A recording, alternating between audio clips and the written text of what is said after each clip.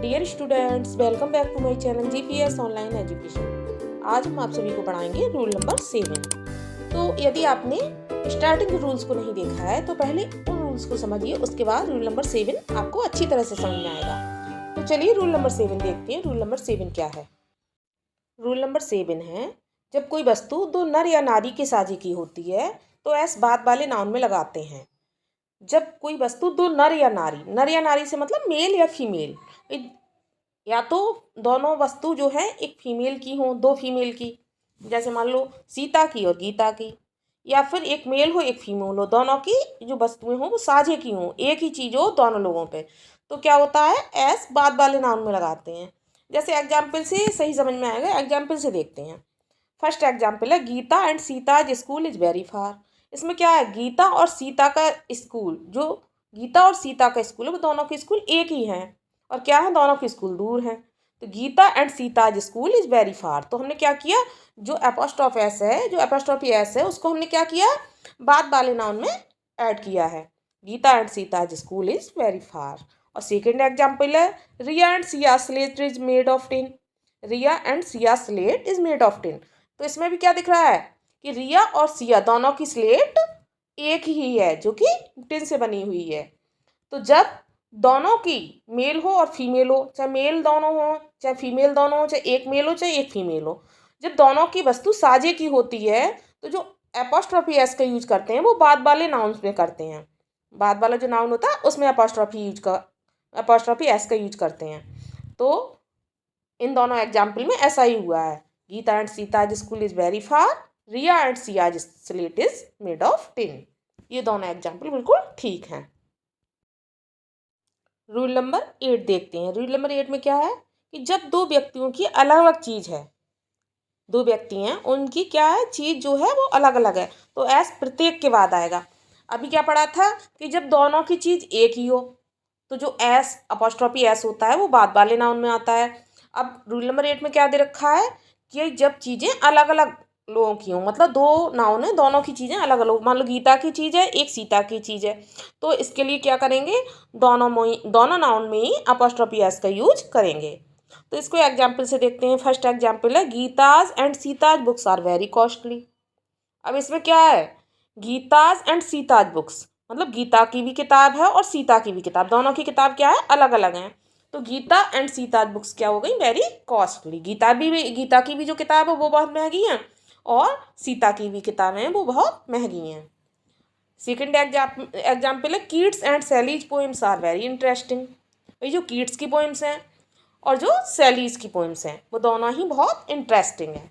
तो इसमें भी क्या मतलब पता चल रहा है कि जो कीट्स की पोएम है वो अलग है और सैली की पोएम अलग हैं। तो जब दो व्यक्तियों की अलग अलग चीज़ होती है तो एस क्या होता है, अपोस्ट्रॉफी एस क्या होता है, दोनों नाउन्स के साथ लगता है। और जब दोनों की चीज़ एक होती है तो बाद वाले नाउन में लगता है अपोस्ट्रॉफी एस। तो यहाँ पे क्या है, दोनों की चीज़ अलग अलग है। मतलब Gita and Sita books are very costly, Gita और सीता की बुक अलग अलग हैं तो दोनों में अपोस्ट्रॉफी एस का यूज किया। Keats and Shelley's poems are very interesting, तो यहाँ भी क्या है, कीट्स की भी वही पोएम्स इंटरेस्टिंग है और सैली की भी, तो दोनों में अपोस्ट्रॉफी एस का यूज किया है, जो कि बिल्कुल। रूल नंबर 9 को देखते हैं। रूल नंबर 9 में क्या है, डबल पजेसिव का प्रयोग कभी नहीं करते हैं। एग्जाम्पल से देखते हैं, जैसे my sister's brother's son has come. अब ये क्या इनकरेक्ट है, क्यों इनकरेक्ट है, क्योंकि इसमें डबल पजेसिव का यूज हुआ है। एक तो सिस्टर में भी अपोस्ट्रॉफी एस का यूज हुआ है और ब्रदर में भी अपोस्ट्रॉफी एस का यूज हुआ है, जो कि रॉन्ग है। तो इसका करेक्ट क्या हो जाएगा, the son of my sister's brother has कम। इसमें क्या था, माई सिस्टर्स ब्रदर बिल्कुल राइट था, जो सन बाद में लगा था उसको सबसे पहले ले आए हम, तो the son of my sister's brother has come बिल्कुल करेक्ट हो गया। सेकेंड एग्जाम्पल है, my master's brother's son has purchased a new car. अब ये भी क्या है, इनकरेक्ट है। क्यों इनकरेक्ट है, क्योंकि मास्टर में और ब्रदर्स में दोनों में क्या है, दोनों में अपोस्ट्रॉफी एस का यूज हुआ है, जो कि रॉन्ग है। तो इसका सही क्या हो जाएगा, जो सन है उसको स्टार्ट में लाएंगे और उसके बाद ऑफ का प्रयोग करेंगे। तो the son of my master's brothers has purchased a new car, the son of my masters brother has purchased a new car, ये बिल्कुल ठीक हो जाएगा। आज हमारा रूल्स ऑफ नाउन यहीं पर समाप्त होता है। यदि आप लोगों ने पूरा रूल्स ऑफ नाउन पढ़ लिया है तो आगे हम एक्सरसाइज को सॉल्व करते हैं। भाई एक्सरसाइज 3 है ये, और ये एक्सरसाइज है एक्सीलेंट की बुक की है। इसमें क्या दे रखा है, fill in the correct present tense form of the verb given in the brackets at the end of each sentence. इस एक्सरसाइज को करने से क्या होगा, आपको पता चल जाएगी कि आप लोगों ने अब तक कितना सीखा। तो इसमें क्या दे रखा है भाई, fill in the correct present tense form, present tense correct present tense form इसमें पूछी गई है, जो given in the brackets at the end of each sentence, प्रत्येक सेंटेंस के बाहर ब्रैकेट में दे रखी है जो वर्ब, उसकी प्रेजेंट टेंस फॉर्म आपको इस फिल इन द ब्लैंक्स में भरनी है। फर्स्ट एग्जाम्पल दे रखा है, there fill in the blanks plenty of examples to explain this points. इसके आगे ब्रैकेट्स में दे रखा है बी वर्ब। अब बी वर्ब क्या होती है, इज आर एम बाज वर्ब की जो प्राइमरी रूप होती है उसको बी वर्ब कहते हैं। तो बी वर्ब के अंतर्गत क्या आता है, इज आर एम बाज वर्ब। तो भाई यहाँ पे क्या भरना है, प्रेजेंट टेंस की फॉर्म को भरना है। तो बी वर्ब की प्रेजेंट टेंस की फॉर्म क्या हो गई, इज आर एम। तो अब इस एग्जाम्पल को पहले अर्थ निकालते हैं, फिर समझते हैं कि इसमें इज आएगा या फिर आर आएगा। There are plenty of examples to explain this point. A plenty of examples, बहुत सारे उदाहरण, टू एक्सप्लेन दिस पॉइंट्स, इस पॉइंट्स को समझने के लिए। तो उदाहरण हैं, तो हैं के लिए क्या आएगा, इज आर या फिर एम।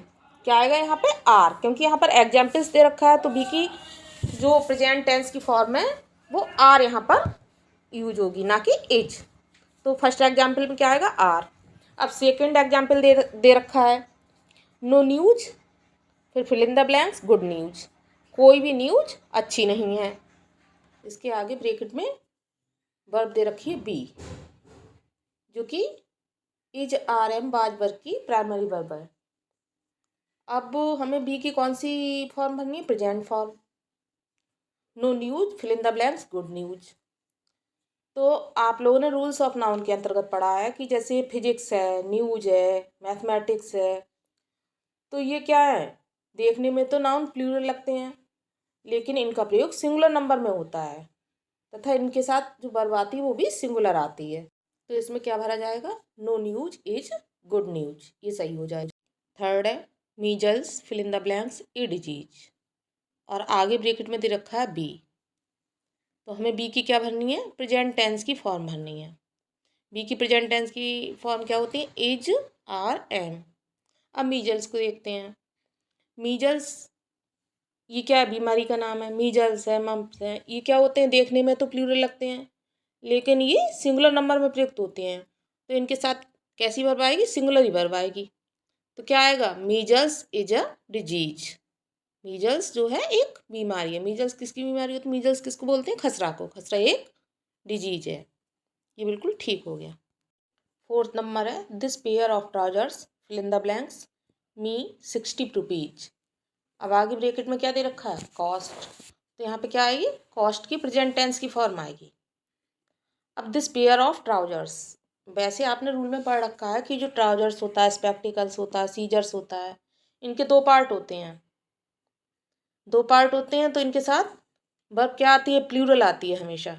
लेकिन यहाँ पे क्या दे रखा है, दिस पेयर ऑफ ट्राउजर्स, यहाँ पे पेयर की बात हो रही है। तो यहाँ पे क्या, कौन सी वर्ब आएगी, सिंगुलर वर्ब आएगी। अगर केवल ट्राउजर्स होता तो वर्ब कैसी आती, प्लूरल। लेकिन यहाँ पे क्या दे रखा है, दिस पेयर, तो एक पेयर है, दिस पेयर ऑफ ट्राउजर्स। तो क्या हो गई, कॉस्ट की प्रेजेंट टेंस की फॉर्म, कॉस्ट में एस लग जाएगा, कॉस्ट। तो this pair of trousers costs me 60 rupees.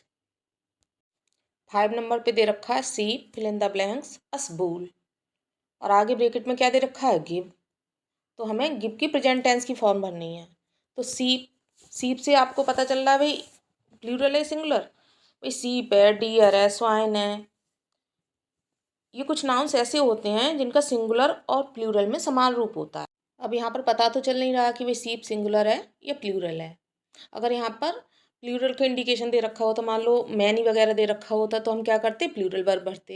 यहाँ पे केवल सीप है तो हम इसको सिंगुलर मानते हुए यहाँ पे क्या करते हैं, गिव की सिंगुलर फॉर्म भरेंगे, गिव्स कर देंगे। तो सीप गिव्स अस वूल, ये बिल्कुल राइट हो जाएगा।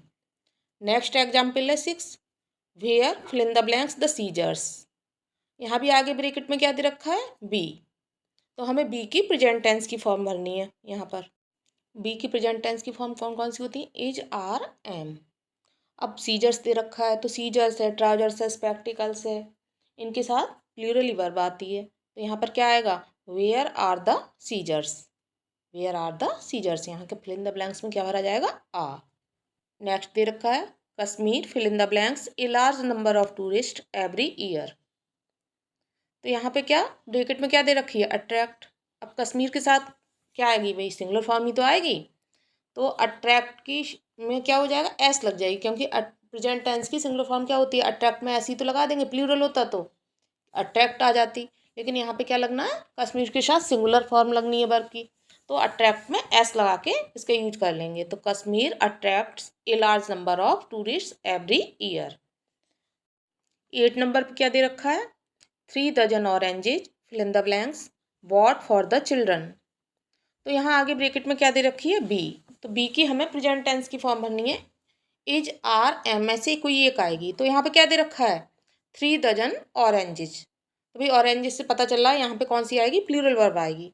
तो प्लूरल में क्या आ जाएगा? Are. 3 dozen oranges are bought for the children. Fill in the blanks में आर आ गया, जो कि बिल्कुल राइट है।